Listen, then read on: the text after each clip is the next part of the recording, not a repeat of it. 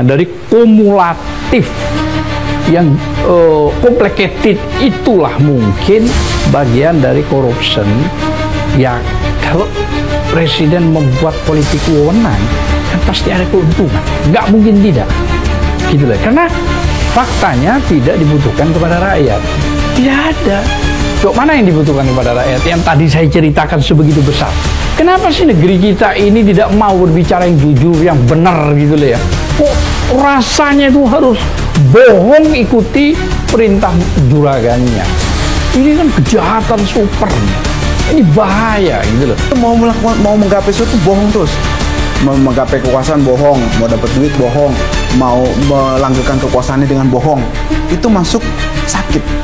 Jadi menurut saya ini harus diproses supaya tidak menjadi biasa. Itu sesuatu yang buruk itu kalau dibiasakan, maka yang benar itu akan minggir. Puncak apa lagi yang lebih jahat dari ini?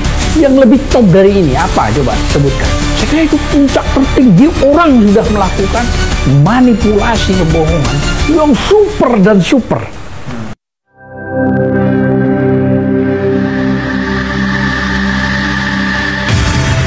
Islamic Brotherhood Television. Assalamualaikum Bang Ajis dan Bang Azam kan? Sehat kabarnya? Alhamdulillah. Dan pada kesempatan kali ini kembali nih kita akan memberikan pencerahan hukum dan juga sekaligus kita diskusi terkait dengan isu hukum yang saat ini sedang atau masih panas nih dibicarakan di masyarakat ya, terkait dengan hasil publikasi dari sebuah organisasi yang bernama OCCRP yang menyebutkan bahwa Presiden Republik Indonesia yang ke-7 Pak Jokowi disebutkan sebagai salah satu finalis tokoh terkorup di dunia. Dan pada kesempatan kali ini kita akan mendiskusikan ini dari aspek hukum. Sudah ada Bang Azam kan selaku sekjen dari TPUA ya Bang ya, membela ulama dan aktivis serta Ketua Umum Kontra SM Komisi Perlindungan Hukum dan Pembelaan Hak-Hak Rakyat. Baik, saya izin panggil Bang Azam ya. Oke, sebelahnya lagi Bang Ajis Yanuar yang kita sudah kenal sebagai pengacara dari Habib Rizik Syihab. Dan ini ada isu hukum Bang, terkait dengan tadi saya sebutkan publikasi OCCRP yang menyebutkan Pak Jokowi sebagai salah satu finalis tokoh terkorup di dunia. Dan saya membaca di media bahwa pada tanggal 10 Januari 2025 kemarin, Bang Azam sebagai mewakili TPUA ya melakukan pengaduan ke KPK begitu ya, Dumas ya, ke KPK. Yang jadi pertanyaan adalah nanti kita akan hubungkan ya Bang Ajis dengan gugatan yang di Pengadilan Negeri Jakarta Pusat ya. Bang Azam, apa yang mendasari Bang? Apa latar belakang kemudian TPUA melakukan Dumas ya tadi ya ke KPK terkait dengan publikasi OCCRP ini? Oke. Kita bicara OCCRP itu kan organisasi crime corruption. Jadi ada di 6 benua di Belanda, 65 pimret terkemuka, tentu banyak. Dan bukan cuman snipernya itu bukan cuman Jokowi, itu kan sudah berdiri sejak lama itu, puluhan tahun itu. Jadi pada dasarnya saya ini sebagai TPUA, Prof. Egy juga, DHL dan teman-teman itu meminta saya, waktu itu saya sebenarnya berada di Surabaya, tapi siang sudah masuk Jakarta, saya langsung nggak pulang ke KPK, Kuningan. Jadi setelah itu, begini, dasar pertama saya merasa tersinggung pada OCCRP.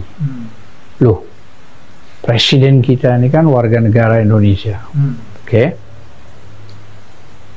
Kok sampai diberitakan sebegininya dulu? Wah ini kan menurut saya ini penghinaan ini. Makanya saya datang ke KPK, mendorong KPK.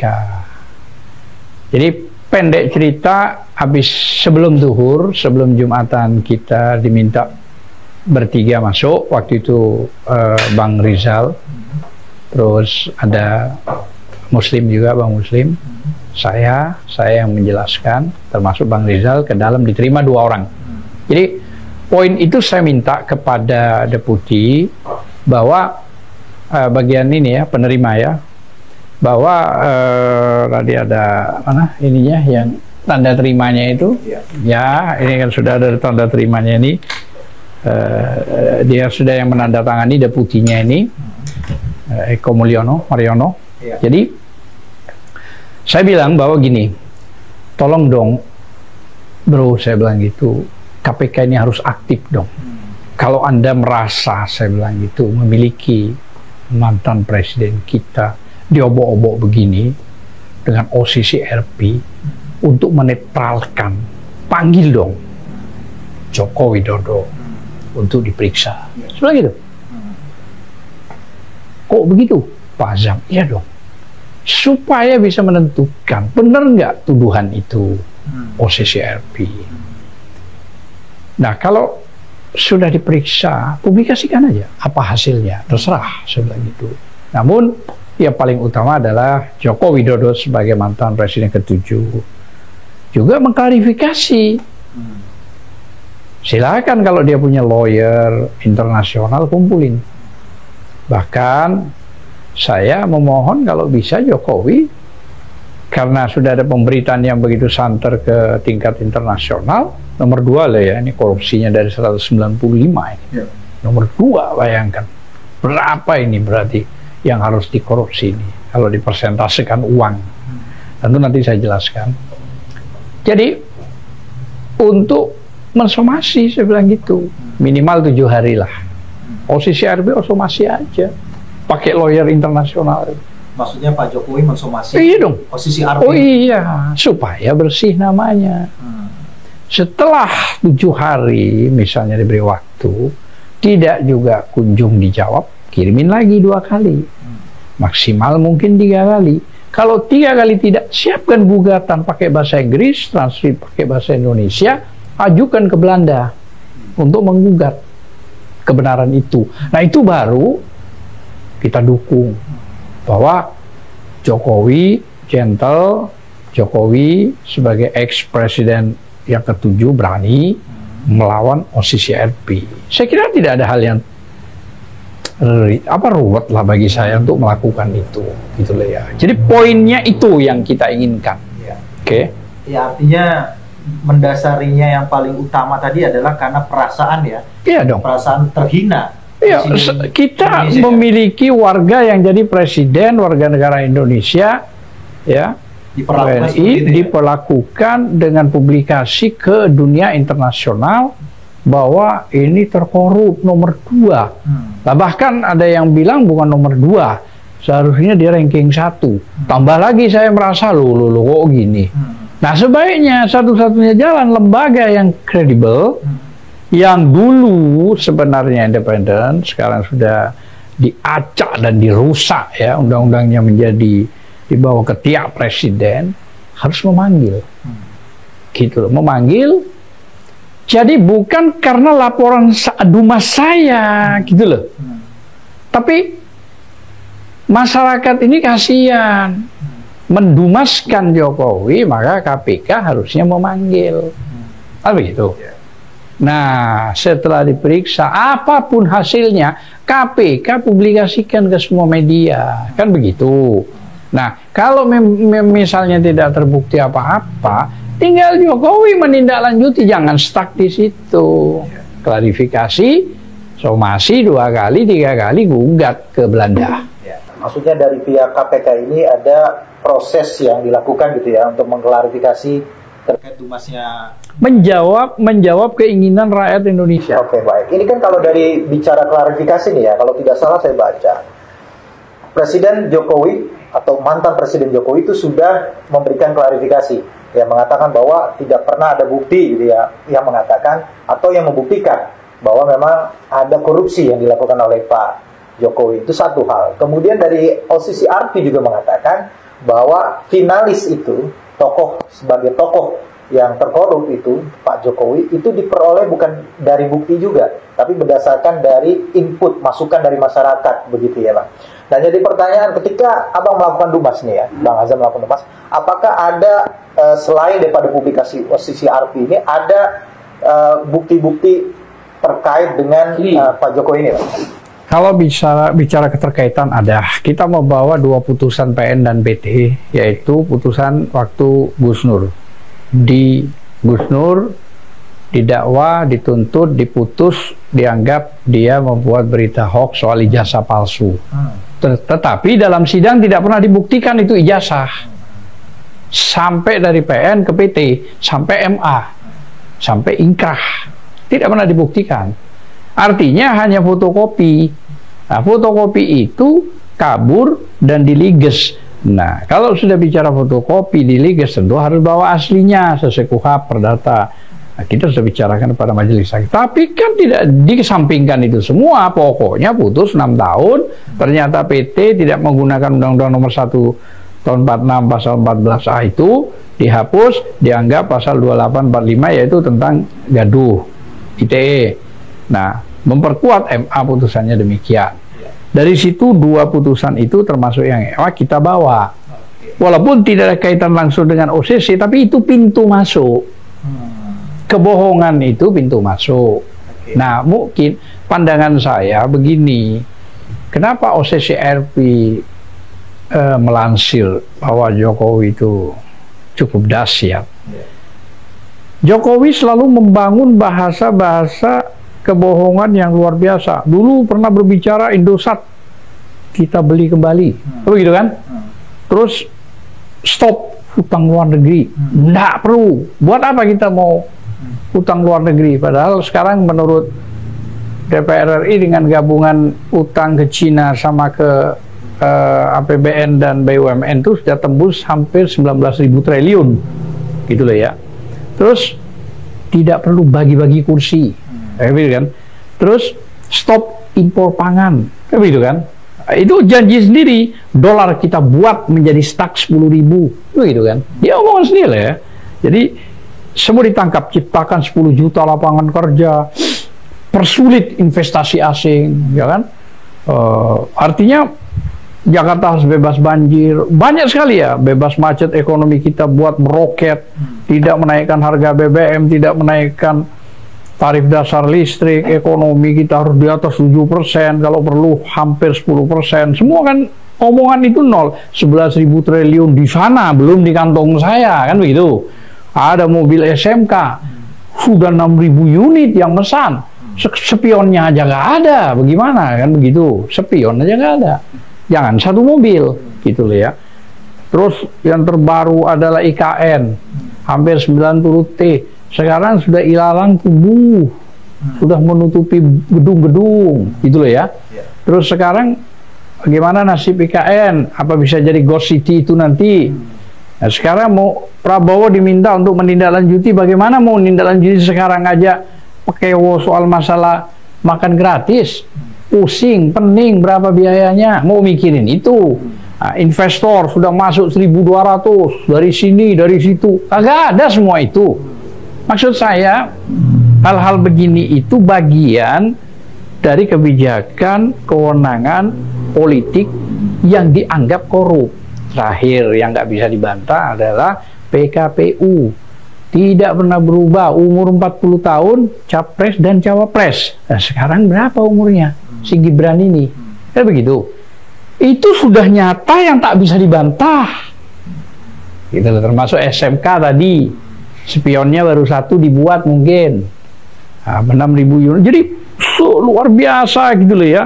Tidak bagi-bagi kekuasaan janjinya. Tidak mencabut subsidi. Menguatkan KPK kalau perlu 1.000 penyidik. Mikirin 1.000 penyidik. Oh, KPK-nya aja dibuat blungsek begitu. Sudah tidak ada lagi independensi. Biasanya 4 tahun digugat oleh Gufron, dimenangkan oleh MK karena ada paman namanya Anwar Usman yang katanya sekarang sakit, mudah-mudahan cepat sembuh atau lewat, itu Allah yang ngerti. Itu diputus 5 tahun, bukan 4 tahun, tapi masuk ASN. Nah, bagaimana maksud saya ini? Kalau sudah begini ini kan sudah bukan cuma janji palsu. Kalau kita yang berjanji palsu kepada teman masih bisa ditolerir lah, nggak apa-apa lah ya karena kita. Tapi ini 282 juta rakyat dikibulin, dibohongin. Mungkin pandangan OCC RP itu yang bergerak di organisasi corruption itu, kalau bicara duit mungkin nggak kelihatan ya. Tapi dari demikian termasuk utang yang sebegitu dahsyat digunakan infrastruktur mana? Kan begitu. Sisanya berapa? Transparansinya berapa? Nggak ada kan itu semua sampai dia selesai menjabat. Nah, sekarang kan tergantung PIK 1, PIK 2 semua melanggar aturan. Apalagi ada pagar 31 kilo yang sekarang ribut. Ya, kita juga menggugat besok sidang kita, yang kita gugat Jokowi, Aguan, Tony Salim, termasuk Airlangga dan beberapa juga besok, gitu loh ya. Nah, artinya dari kumulatif yang complicated itulah mungkin bagian dari corruption. Ya, kalau presiden membuat politik wewenang, kan pasti ada keuntungan. Nggak mungkin tidak, gitu loh. Karena faktanya tidak dibutuhkan kepada rakyat. Tidak ada. Coba mana yang dibutuhkan kepada rakyat? Yang tadi saya ceritakan sebegitu besar. Kira-kira demikian. Menurut saya. Tapi jangan minta kepada saya. KPK itu sudah punya. Lah, gitu loh. Artinya konyol kalau dipaksa saya untuk membawa bukti. Ya harus yang dikejar KPK memberanikan diri berangkat ke Belanda, gitu loh. Intinya kalau cuma satu orang saya bantulah transportnya, gitu. Intinya begitu inisiatif lah dari KPK-nya untuk melakukan itu ya. Iya dong, malu gitu loh maksud saya itu. Nah, gitu. Kira-kira itu pandangan-pandangan saya. Dan terakhir, kedua anak saya tidak mau berpolitik. Buat apa berpolitik? Sudah biasa ngurusi pisang goreng, martabak. Tapi faktanya Anda tahu sendiri, undang-undang semua ditabrak. Lah, terus itu pembenaran. Itu artinya udah ada masalah itu. Wah, sudah rusak negeri ini kalau kira-kira ya, rusak, sudah hancur. Nih sudah tidak bicara, ini sudah bukan bicara moral, tapi ini bicara the teacher criminal. Jadi gurunya orang jahat, the criminal. Bahaya ini. Ya, baik Bang Azam. Kita sedikit beralih ke Bang Ajis ya. Bang Ajis tadi udah disebutkan sama Bang Azam ini terkait dengan soal-soal dugaan kebohongan begitu ya. Yang itu juga kalau tidak salah menjadi materi gugatan dari Bang Ajis ya, sebagai kuasa hukum dari Habib Rizik Syihab dan kawan-kawan ya, ada 7 orang begitu ya. Sebelum saya menanyakan apa kaitannya antara publikasi OCCRP ini dengan materi gugatan, saya pengen tahu dulu nih Bang, bagaimana tanggapan atau respon dari Habib Rizik Syihab ya, Abang selaku kuasa hukum ya atau pengacara gitu ya. Apa tanggapan atau respon dari Habib Rizik Syihab terkait dengan publikasi OCCRP ini? Yang jelas Habib tetap konsisten dalam beramar ma'ruf nahi munkar, siapapun itu yang harus memang dihadapi. Dalam hal ini tentu saja jika memang terdapat banyak ya, kesalahan, kekeliruan dan juga pelanggaran hukum, tentu saja harus ditindak. Harus ditindak tegas tanpa pandang bulu. Nah, jadi Habib meminta justru petunjuk dari OCCRP tadi yang juga dikuatkan oleh beberapa yang sudah disampaikan oleh abang kita ke KPK itu sebenarnya menguat. Ada 2 sebenarnya yang saya tunjuk. Salah satu petunjuknya, kalau misalnya itu bisa kemudian ditindaklanjut klarifikasi. Nah, tapi di sisi lain menurut saya harus juga dipastikan di proses ini gitu kan. Artinya jangan sudah di mata dunia disampaikan sedemikian rupa kita masih menutup-nutupi. Malu dong sama Korea yang dengan berani penegakan hukum tanpa pandang bulu. Republik Korea. Iya. Presidennya ditangkap kan begitu kan. Dengan bahkan pas presnya kalau saya nggak salah yang mencoba menghalang-halangi juga ditangkap. Gitu. Jadi menurut saya kalau mau menegakkan hukum seperti ini, jangan kita kepada apa namanya yang kecil kemudian kita kuat hukum itu, akan tetapi terhadap rakyat, terhadap orang-orang yang berkuasa ini lemah. Nah, menurut saya salah satu ciri yang membuat negara itu diberkahi ya oleh yang kuasa itu adanya keadilan. Nah, maksud saya jangan kita yang mayoritas muslim ini tidak mengetahui dan menyadari hal tersebut. Artinya harus ditegakkan hukum ini. Dan tadi sudah disampaikan sebenarnya nggak sulit untuk membuktikan pelanggaran-pelanggaran hukum yang memang, atau bahasa kita korupsi tadi lah ya. Nah, karena gini, saya mau sampaikan juga, kalau kita bilang saya korupsi di mana, Anda korupsi itu Anda melemahkan KPK secara sistematis. kemudian badan usaha milik negara yang selama ini konsisten untuk negara, selama rezim Anda menjadi badan usaha milik relawan, kemudian intelijen nyata-nyata Anda gunakan untuk kepentingan politik Anda, kemudian represi dan kriminalisasi merajalela dalam rezim Anda, kemudian proyek strategis nasional merampas ruang hidup rakyat menggunakan duit rakyat, ya, mengambil hak-hak rakyat kemudian untuk kepentingan swasta dan golongannya. Kemudian ada nepotisme kekuasaan, menghidupkan kembali dui fungsi militer. Kemudian rezim ini nihil, yang lalu ya maksud saya, nihil meritokrasi. Kemudian Omnibus Law itu diadakan tanpa ada check and balance dari masyarakat dan dari publik. Kemudian terakhir revisi Undang-Undang Minerba, pertambangan dan minerba tahun 2020 yang lagi-lagi tanpa check and balance. Nah, menurut saya itu hal-hal yang nyata gitu loh. Belum lagi, jadi korupsi itu bukan cuma saya ngambil uang anggaran 20 miliar saya buat 30, bukan. Korupsi itu menurut Undang-Undang nomor 31 tahun 99 junto Undang-Undang nomor 20 tahun 2001 itu merugikan keuangan negara.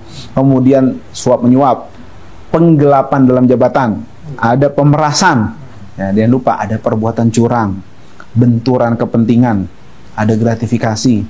Itu sebenarnya luas, sistemik gitu loh maksudnya. Nah, kita harus melihat seperti itu. Dan kalau itu dilihat, tentu saja banyak beberapa terus ada masyarakat nanya, kerugiannya apa? Bos, satu aja saya kasih contoh. Dari tadi yang saya sebutin banyak itu, satu saya kasih contoh. Mengatakan bahwa proyek IKN tidak dibiayai oleh APBN. Kemudian dia bohong, dibiayai oleh APBN. APBN duit siapa? Duit rakyat. Terus dibiarkan. Itu apa? Duit rakyat yang sedemikian rupa pajaknya, kemudian harusnya dipergunakan langsung untuk rakyat, dipakai untuk begitu. Korupsi nggak? Sederhana ya. Jadi kalau ada yang nanya, para relawan ke masyarakat, korupsinya di mana? Tadi saya bilang. Itu satu. Itu satu saya bilang, dari yang banyak tadi loh. Tadi yang saya sebut itu sama. Iya, banyak. Belum tadi, Omnibus Law Anda berapa kerugian untuk masyarakat, untuk publik ini? Itu korupsi. Jadi korupsi itu jangan dilihat bahwa nilep, nggak sesederhana itu. Anda ini kita tahu Anda nggak segoblok itu, masa nilep duit 20 miliar saya ambil 30, sisanya 10 saya ambil, ya nggak bakal ada. Cuma kita mau lihat sebenarnya. Apalagi mengatakan di luar sana ada 11.000 triliun, belum di kantong saya. Berarti kan dia tahu. Jangan-jangan di kantong dia. Nah, itu dahsyat, bukan tidak dahsyat. Terus yang paling lagi, selain dari tadi penyebutan soal IKN, anaknya loh.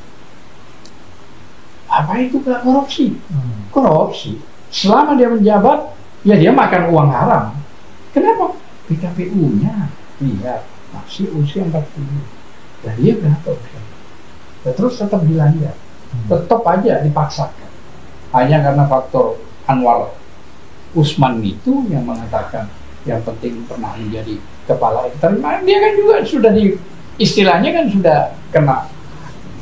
Ya, padahal penegakan hukum yang saya lihat ya, yang saya amati dan kita sama-sama alami, mungkin Mas Heri juga sebagai praktisi hukum dan Bang Azam kan juga, kita lihat misalnya ada di persidangan nih, ada terdakwa korupsi, baik itu yang diajukan oleh Kejaksaan Agung ataupun KPK. Kita sama-sama tahu bagaimana penyidik itu benar-benar mendalami kerugian negara sampai-sampai ya inilah detail, sistematis, dan semua aturan itu digunakan semaksimal mungkin. Kok tumpul gitu loh atasannya ini, maksud saya KPK yang topnya ini loh, untuk melihat nyata berbagai dugaan kecurangan dan dugaan korupsi yang dilakukan oleh Presiden Joko Widodo waktu menjabat ya, bersederhana kroninya. Maksud saya di bawah begitu detail mereka gitu, begitu teliti. Iya, artinya kenapa di atas tuh jadi tumpul dan tutup mata semua gitu loh terhadap dugaan-dugaan tersebut. Itu saya kasih contohnya tadi, saya nggak mikir loh, bangun tidur saya bisa tahu IKN, bilang pakai duit, nggak pakai duit APBN 1 perak pun katanya dia pakai duit APBN. Kan itu korupsi. Itu kan bukannya memang gitu, hukumnya tumpul ke atas tapi tajam ke bawah. Itulah makanya salah satu penyebab tidak makmur karena nggak adil. Iya, kalau saya bukan tumpul ke atas, malah dipangkas hilang. Tinggal di bawah, yang atas dianggap gaib. Ya. Baik Bang, Bang Ajis kembali ya tadi. Ya. Korelasinya antara publikasi dari OCCRP itu dengan gugatan yang Bang Ajis sedang lakukan di Pengadilan Negeri Jakarta Pusat, perkara 611 ya, 611 betul. 2014. Penggugatnya Habib Rizik Syihab, Pak Munarman, Pak Mursalim, kemudian Pak Edi Mulyadi, Pak Eko Sanjoyo, dan satu lagi Pak Brigjen ya, Pak Jenderal Sunarko ya, Pak Sunarko, Majen Sunarko kalau tidak salah. Dan kita sudah masuk tahap, kalau tidak salah Selasa besok ya, sudah masuk tahap pemeriksaan perkara. Ya, perkara mediasinya sudah gagal gitu ya. Nah, Bang Ajis tadi kembali korelasinya Bang dengan adanya publikasi OCCRP ini, apakah ini bisa digunakan sebagai bukti atau katakanlah petunjuk dalam nanti pemeriksaan gitu ya, bukti-bukti di pengadilan? Ya harusnya bisa. Kalau majelis hakim itu dalam hal ini menggunakan hati nuraninya ya untuk mengakomodir kepentingan masyarakat yang kita masukkan dalam gugatan tersebut. Bisa dilihat Bang, jadi kita mencantumkan kerugian-kerugian, kemudian ganti rugi yang kita tuntut itu, kita nggak ambil seperak pun. Kita minta itu dibayarkan ke kas negara dan diberikan kepada rakyat.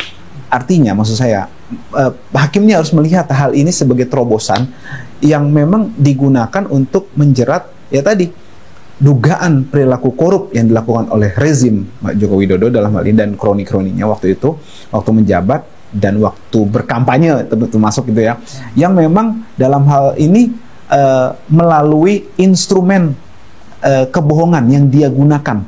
Dia waktu itu menjabat Pak, menjabat sebagai calon, sebagai presiden ada, lalu dalam hal ini sebagai calon gubernur juga ada. Dia menggunakan instrumen-instrumen negara dalam hal ini, ya instrumen-instrumen politik digunakan untuk melakukan kebohongan sehingga kebohongan itu menimbulkan kerugian. Kerugian-kerugian itulah yang saya katakan tadi, tentu saja ada korelasi dengan korupsi yang kita bahas ini. Seperti itu. Jadi itu menurut saya. Dan ada kerugian. Kan kita gugatan perbuatan melawan hukum. Ada kerugiannya kan. Nah, kerugiannya akibat apa? Ya, sistematiknya seperti itu. Akibat kebohongan, kemudian korupsi tadi. Iya. Jadi kan tadi poin-poin yang tadi Bang Azam sebutkan tuh dengan SMK. Ada di dalam SMK kita. Kalau tidak salah ini poin-poin ini juga ada di dalam. Ada. Satu sisi Abang mengajukan upaya hukum perdata, ya kan? Satu sisi Bang Azam kan ini dimasukkan dalam humasnya KPK. Ya. Sebelumnya udah 2020 ada 60 yang saya masukkan, 60 lebih lengkap dari ini yang saya masukkan itu. Saya rinci mulai dari dia terakhir wali kota sampai gubernur sampai presiden 2 kali. 2020 kita gugat. Yang kita gugat bukan cuman Jokowi sebagai presiden, tapi DPR dan MPR. Tapi tidak pernah ada yang hadir. Yang hanya menandatangani surat kuasa adalah Puan Maharani. Yang lain tidak mau. Nah, saya tidak tahu. Nah, waktu itu bicaralah Dasko. Nah, karena Dasko bicara salah ini, salah ini, saya tantang gitu loh. Jangan cuma ngomong begitu. Saya bilang gitu, harusnya ente hadir pada saat digugat. Mari tunjukkan kemampuan ente. Nah, itulah maksudnya. Waktu itu akhirnya pun diputus aneh bahwa Pengadilan Negeri Jakarta Pusat tidak punya wewenang dalam perkara itu. Lah, yang punya wewenang siapa? Sama. Makanya ijazah palsu juga demikian putusannya. Padahal kita panjang 7 bulan itu sampai terakhir kita melawan Oto Hasibuan. Karena presiden dirubah menjadi Jokowi. Akhirnya grupnya Oto Hasibuan. Jadi itu aspek formalitasnya ya? Iya. Belum menyentuh pada aspek materi gugatannya begitu ya? Jauh, ini masih artinya jarak. Nah, jarak diputus dengan pakai itu bukan langsung.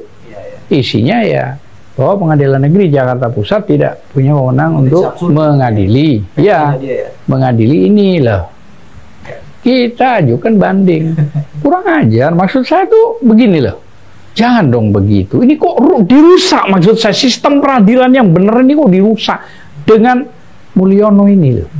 Kan Mulyono pasti ini, gitu loh ya. Kenapa kok begini gitu loh ya? Lah, kenapa sih negeri kita ini tidak mau berbicara yang jujur, yang benar gitu loh ya? Kok rasanya itu harus bohong ikuti perintah juragannya? Ini kan kejahatan super nih loh. Ini bahaya gitu loh. Maksud saya hanya khawatir azab dari Allah. Iya, kalau Allah menurunkan azab pada mereka nggak ada urusan. Lah kalau rakyat yang kena, gitu loh. Kayak misalnya ini yang kena tuh habis semuanya ini banjir misalnya, nggak bisa lagi wawancara lagi, hilang itu semua. Oke, baik, Bang Ajis, kalau terkait dengan gugatannya Bang Ajis ini, Habib Rizik Syihab itu terhadap Pak Jokowi ini sebagai apa? Prinsipal. Sebagai apa posisinya, kedudukannya, sebagai presiden atau sebagai Prinsipal. pribadi dari Pak Jokowi? Dia sebagai presiden dan juga waktu itu sebagai calon gubernur. Yang digugatnya beliau itu sebagai personal dari Pak Jokowi atau sebagai personal? Iya. Baik. Maksudnya posisi dia waktu itu, Iya. waktu melakukan dugaan yang memang kita. Saya tambahkan, Silakan. kalau gugatan kita yang ijazah palsu yang kita gugat presiden dan atau Joko Widodo, terus setelah itu Seknek, Menteri Keuangan, Mendikbud, Bawaslu, KPU, Ketua PN Solo, Rektor UGM, itu yang kita gugat, gitu lah ya. Sebab mereka semua menyiapkan surat kuasa, cuman yang bandel bener nggak ada surat kuasanya Jokowi. Iya. Nah akhirnya karena sudah berubah sampai tiga kali hakim, terakhir baru diminta untuk merubah, jangan presiden tapi Jokowi. Itu baru Prof. Uto CS yang hadir. Oke. Gitu kira-kira. Baik.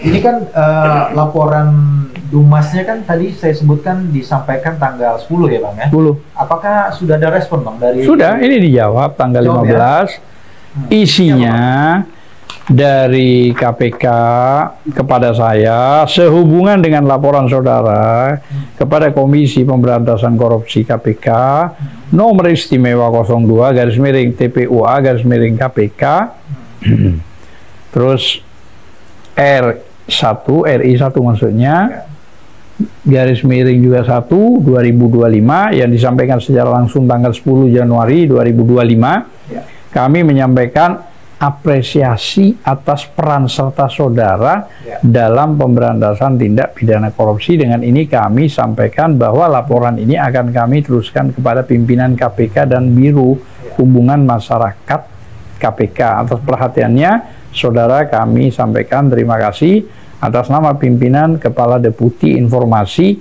dan Data Eko Mariono. Oke, jadi sudah ada respon ya? Iya, akan direspon. diteruskan ke Pimpinan KPK dan Biro Hubungan Masyarakat KPK. Iya. Nah, nanti setelah ini gimana Bang?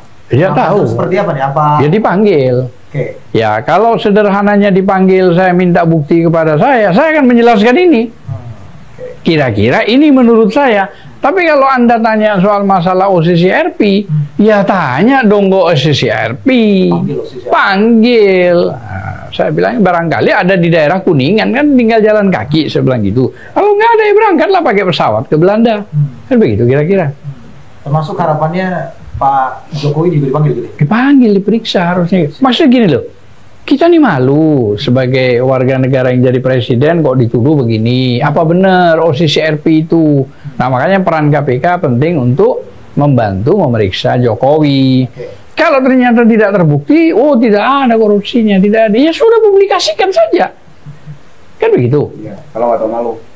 Nah itu tidak tahu saya. Silakan aja begitu. Tapi Tapi ingat, Mas ini akan dikawal gitu ya? insya Allah. Iya. Oleh TPK. Tapi ya, tapi ingat, hati-hati. Kalau berani melaporkan begitu, ya hati-hati. Maksudnya hati-hati apa? Ini kan dunia internasional sudah yang bicara. Kalau ternyata nanti hasilnya, oh tidak terbukti ini, oh habis. Itu hati-hati juga. Nah, makanya gini, hukum ini kan katanya Panglima, ya kan? Nah kalau hukum ini Panglima, kenapa KPK harus takut atas nama negara? Nah, itu kan masalahnya. Nggak ada yang perlu takut, ada rakyat yang mendukung kok. Ada universitas, akademisi, para profesor, para tokoh akan mendukung KPK. Pasti. Sekarang bergantung juga Presiden Prabowo. Prabowo berani nggak memberikan akses? Coba seperti akses contohnya, pagar laut, cabut. Nah, bagus kan? Kalau ini Harusnya yang suruh cabut yang nanem, bukan tentara kita yang suruh nyabut. atau digantikan, atau digantikan itu pagarnya cabut, yang nanam taruh gitu. Oh iya, setuju. Walaupun nggak ada hukum lah ya, biar coba 2 malam aja yang jadi apa orang itu. Saya kira itu. Iya, iya. Kalau Bang Ajis Bang, dari sisi Habib Rizik Syihab Bang, Iya. ya dengan OCC RP ini ya, Hmm. apakah akan ada pengawalan atau ada apa namanya itu, upaya-upaya yang dilakukan gitu terkait dengan publikasi OCCRP ini dan terhadap laporan dumasnya TP1. Ya, tentu saja kita akan mendukung penuh ya berbagai pihak, mau luar negeri, dalam negeri, luar angkasa, bebas. Selama mereka mau beramar ma'ruf nahi munkar terkait dengan korupsi, tindakan-tindakan korup, kebohongan-kebohongan, bukan kebohongan biasa ya. Nah, saya kasih tahu. Karena kebohongan itu biasanya dilakukan seseorang untuk menutupi kesalahannya. Kemudian untuk kesenangan. Ada tuh begitu, misalnya untuk ngelawak, ngelucu. Itu nggak merugikan. Tapi yang dilakukan oleh rezim yang lalu, itu kebohongan itu udah menjadi penyakit. Jadi kebohongan yang masuknya patologikal lain atau mitomania. Nah, itu adalah suatu kebohongan yang dilakukan terus-menerus untuk mencapai tujuannya. Jadi dia mau menggapai sesuatu bohong terus. Mau menggapai kekuasaan bohong, mau dapat rezeki bohong, maksudnya mau dapat duit ya, bukan rezeki, mau dapat duit bohong, mau melanggengkan kekuasaannya dengan bohong. Itu masuk sakit mitologikal, namanya mitomania atau patologikal lain. Jadi menurut saya ini harus diproses supaya tidak menjadi biasa.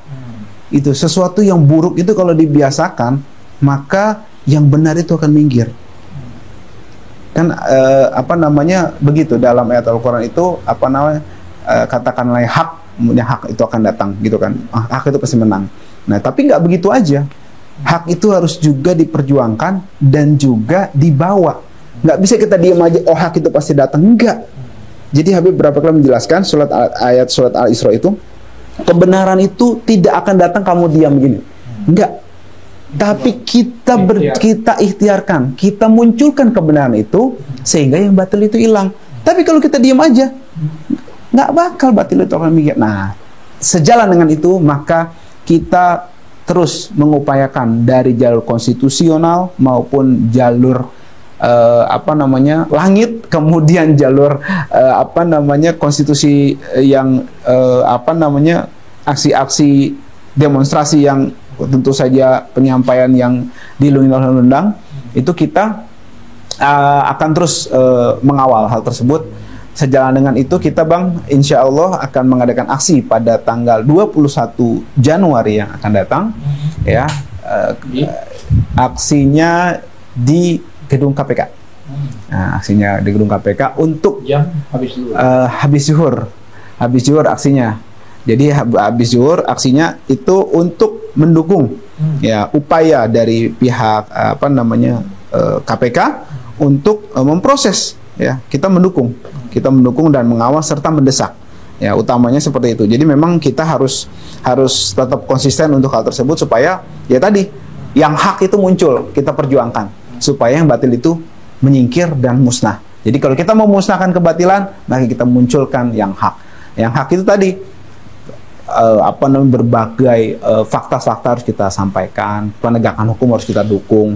OCCRP sudah mempublish dari masyarakat, artinya masyarakat kalaulah itu benar bisa, oh itu dari masyarakat, katanya begitu kan? Berarti kan masyarakat melihat, masyarakat tuh nggak bodoh, peduli, ditanya mereka jawab. Harusnya tugas dari penegak hukum itu memproses.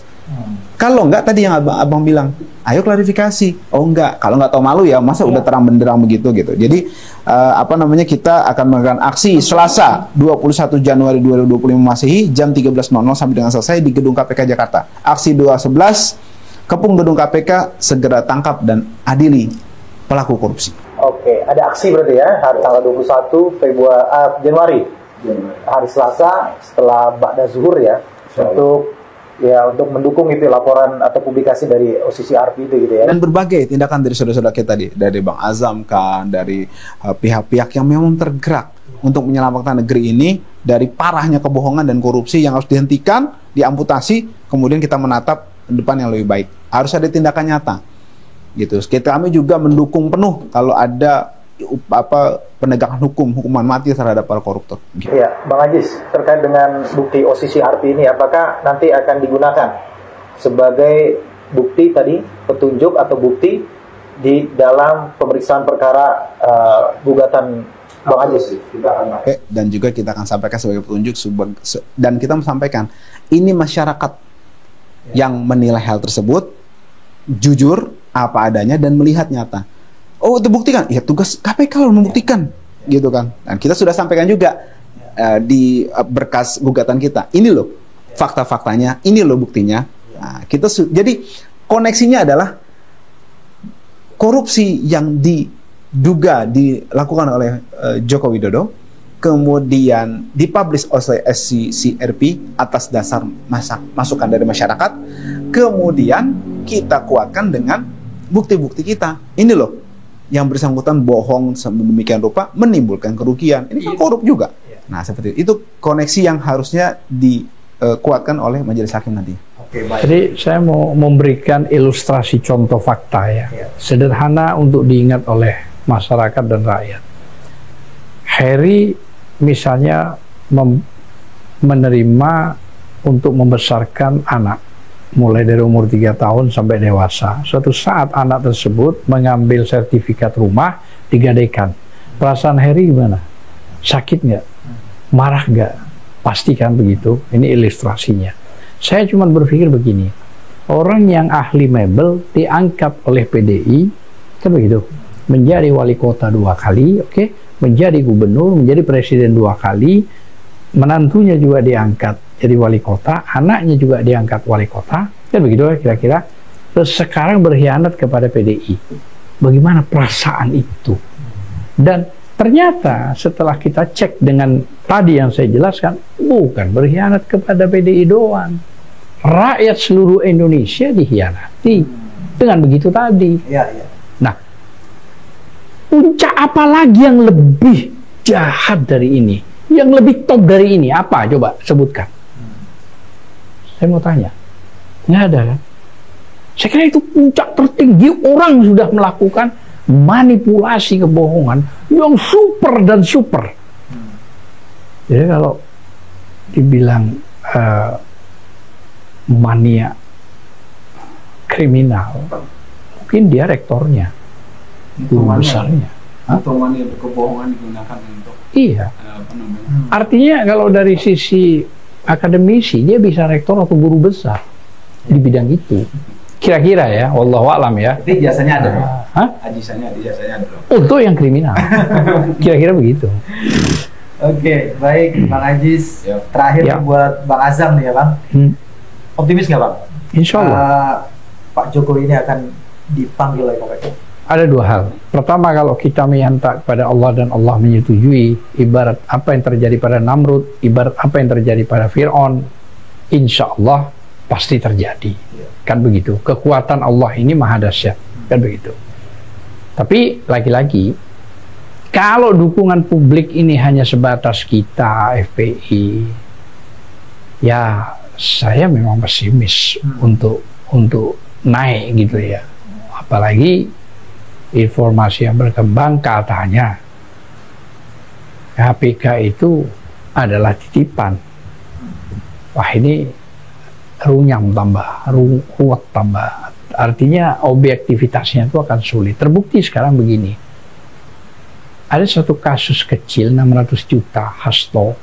Saya tidak mau urusan dengan PD itu Hasto, tapi fakta yang saya lihat soal Harun Masiku 600 juta dianggap Hasto melakukan. Padahal undang-undang KPK itu minimal 1 miliar.